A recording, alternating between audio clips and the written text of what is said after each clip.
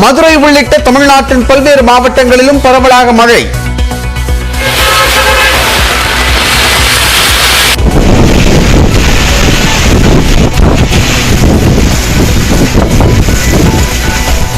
கோடை மழையால் தணிந்த வெப்பம்.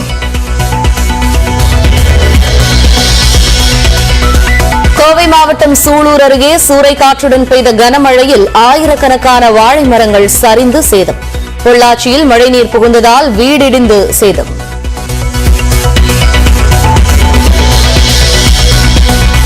பத்தாம் வகுப்பு ஆங்கில தேர்வில் தவறாக 4 கேள்விகள் கேட்கப்பட்ட விவகாரம். மாணவர்களுக்கு 5 மதிப்பெண்களை வழங்க தேர்வுகள் துறை உத்தரவு.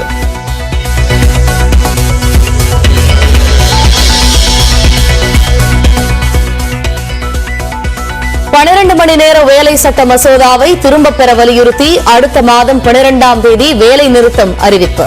தொழிற்சங்கங்களுடன் அமைச்சர்கள் இன்று மாலை ஆலோசனை.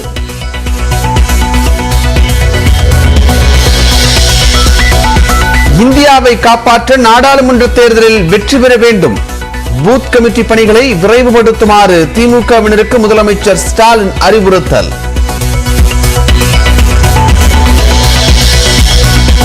நிதியமைச்சர் பேசியதாக வெளியான ஆடியோ குறித்து தடயவியல் சோதனையை நடத்த ஆளுநரிடம் பாஜக வலியுறுத்தல். மத்திய அரசு மற்றும் ஆளுநரிடம் முறையிடப்படும் என அதிமுக பொதுச் செயலாளர் எடப்பாடி பழனிசாமியும் அறிவிப்பு.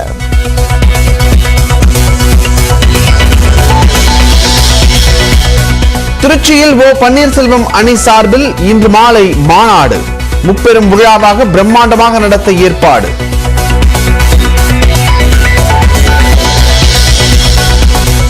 சென்னை அருகே பிளாஸ்டிக் குடோனில் பயங்கர தீ விபத்து. பல லட்சம் ரூபாய் மதிப்பிலான பிளாஸ்டிக் பொருட்கள் எரிந்து சேதம்.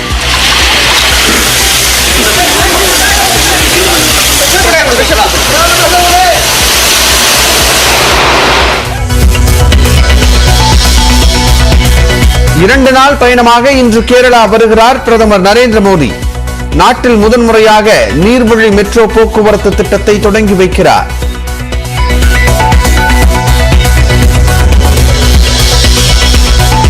%40 கமிஷன் பெறும் அரசு வெறும் 40 தொகுதிகளில் மட்டுமே வெற்றி பெறும். கர்நாடக தேர்தல் பரப்புரையின் போது காங்கிரஸ் மூத்த தலைவர் ராகுல் காந்தி விமர்சனம்.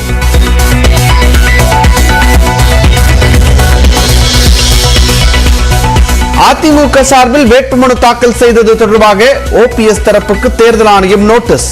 கர்நாடக தேர்தலில் போட்டியிடப் போவதில்லை என புகழேந்தி அறிவிப்பு.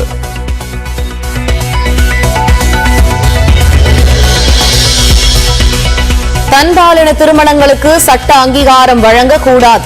தீர்மானம் நிறைவேற்றியது இந்திய பார் கவுன்சில்.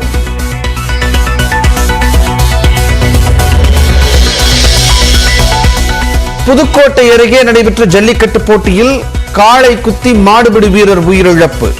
மருத்துவமனைக்கு கொண்டு செல்லும் வழியிலேயே உயிர் பிரிந்தது.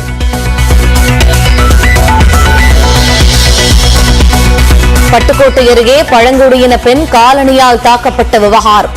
திமுக நிர்வாகியின் கணவரை கைது செய்தது காவல்துறை.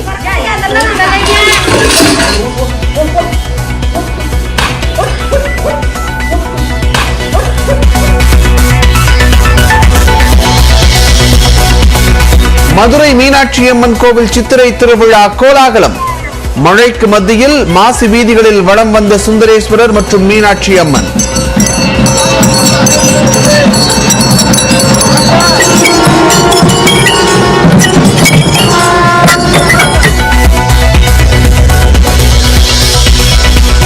பெரம்பலூர் அருகே 16 வயது சிறுமிக்கு பாலியல் தொல்லை. போக்சோ சட்டத்தில் பாதிரியார் உட்பட 2 பேர் கைது.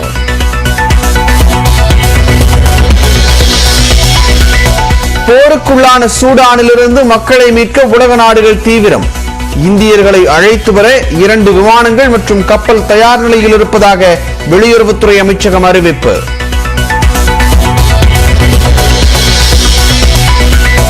ஐபிஎல் தொடரில் கொல்கத்தா அணியை 49 ரன்கள் வித்தியாசத்தில் வீழ்த்தியது சென்னை அணி. புள்ளிகள் பட்டியலில் முதலிடத்திற்கு முன்னேறி அசத்தல்.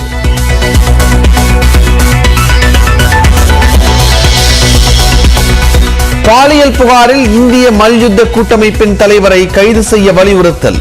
டெல்லி ஜந்தர் மந்தரில் விடிய விடிய போராட்டம் நடத்தும் மல்யுத்த வீரர் வீராங்கனைகள்.